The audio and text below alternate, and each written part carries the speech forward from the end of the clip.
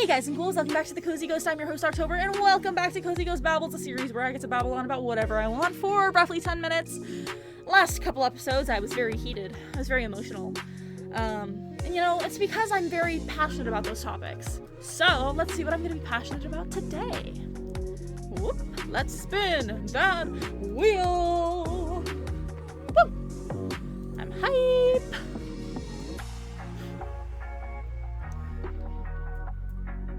History again. Okay, what are we talking about this time? We talked about ancient Egypt last time. What did we talk about? Ooh. History is so dark. So much of it is so dark. Oh goodness. When talking about history, we have to figure out what we want to talk about, where we want to talk about, because history is not just like about time, it's about place. Because all over the world, different parts of history are called different things.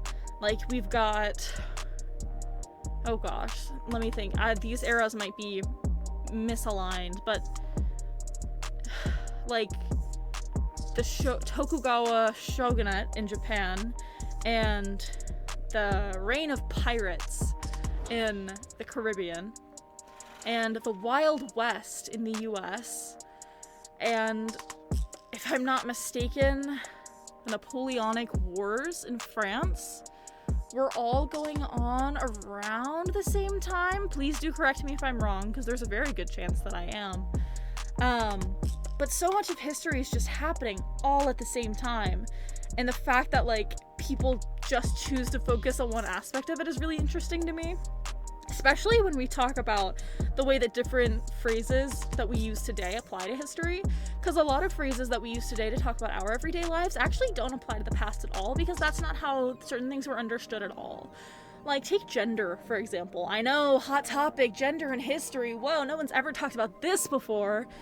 But gender just legitimately wasn't understood the same way back then as it is now. And I think it's important that we talk about that, because no, it was not male and female. That's just not how it worked. Not like globally, of course.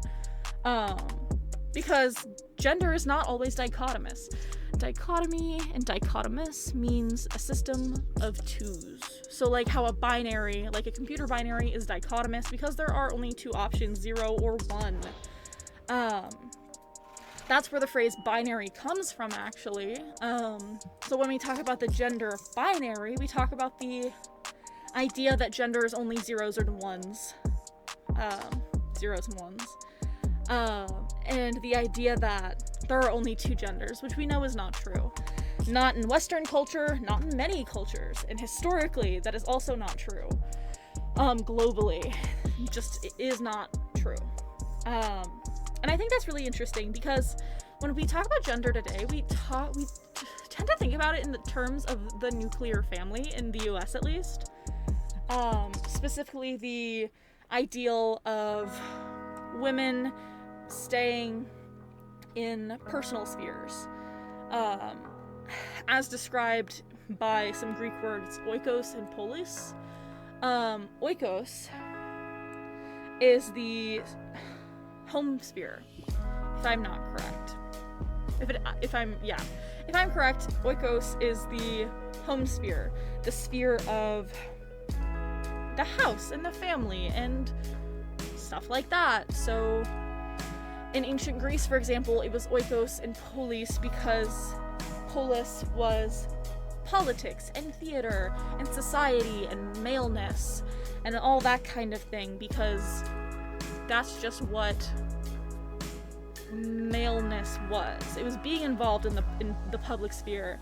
It was being involved in theater and philosophy and politics and government and education and all that kind of thing. And if you were not a man, you would be stuck in oikos. And oikos was the home, the family, personal spheres and gossip and all those such things. And it's especially interesting because that only kind of carries over in certain things, and people love to talk about specifically the way that gender worked in relation to sexuality, because a lot of people go back and they claim, oh, these people were gay, or these people were like clearly lesbians, or they were clearly bisexual, or they were clearly whatever. And I think while it's totally fair to want to understand the past through those lenses, those phrases definitely did not exist back then, obviously. But I'm not discounting that queerness has not always been around, because queerness has always been around. It just hasn't been always viewed the way that we view it now. Whether that's for better or for worse. Because there were a lot of homosocial relationships. And what that means is that because the sexes, as they were known then, were separated, a lot of your social relationships or emotional relationships, or often your sexual relationships, were in your associated groups. So what people now would call homosexuality was just kind of the norm. Not as in like, oh, like everybody's gay. That's not what I'm saying. But I'm saying in youth specifically, relationships with someone of the same sex was pretty normal because you're youth. Like, you're young, you don't have any responsibilities, you don't have to, like, get with, like, as a man, you don't have to get with women because you don't have to start a family yet. Like, that's just, it wasn't expected. When you become an adult, however, it is expected that you go and you marry a woman and you have children with said woman, regardless of how you actually feel about women or people of your own sex. So a lot of the expectations actually didn't have to do with sex or gender specifically as much as it did with family status, which I think is really interesting, especially when you look at like the history of gender and the history of sexuality and relationships and stuff like that, especially because people like Sappho as in the famous poet from the Isle of Lesbos, who is known to have written many a poem about loving women. It is an assumption by many that Sappho was in fact a woman. Some assume that Sappho ended up marrying a man, which actually some people get frustrated because they think that it would disprove the fact that she was queer. I disagree. I think it would go hand in hand with the fact that that was what was expected of you. You were expected to get married and have children, regardless of personal preference. Like, that just wasn't an option. Why would it be? You have to start a family. You have to get someone with the opposite sex to start that family. Like, preference is not a factor. So gender assumptions and gender preferences were not considered to be the same thing because they just weren't. You just didn't have that factor. It just didn't exist. And then you go into the fact that, like, there was often this whole age gap. Like, you were supposed to be young when you were in these same, like, these homosocial relationships. These same-sex relationships would be when you were young, when you were in your youth. A young teenager. And you would typically be in that relationship with someone older than you, typically in the type of style of an apprenticeship, but more like a relationship. And that was fairly common throughout history, and it was fairly common throughout the world. The fact that most people don't talk about or know about this is because it is such a taboo topic nowadays, which I think is interesting in its own right.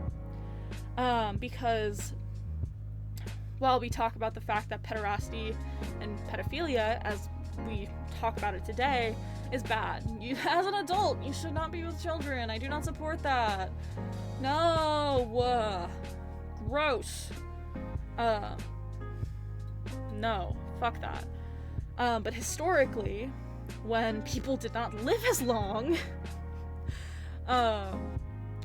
it was perceived differently because it was, again, less of a, oh, I'm having sex and being attracted to this person, and more of a, you're learning the ways of the world and you are becoming an adult by being in this relationships and being mentored by this person.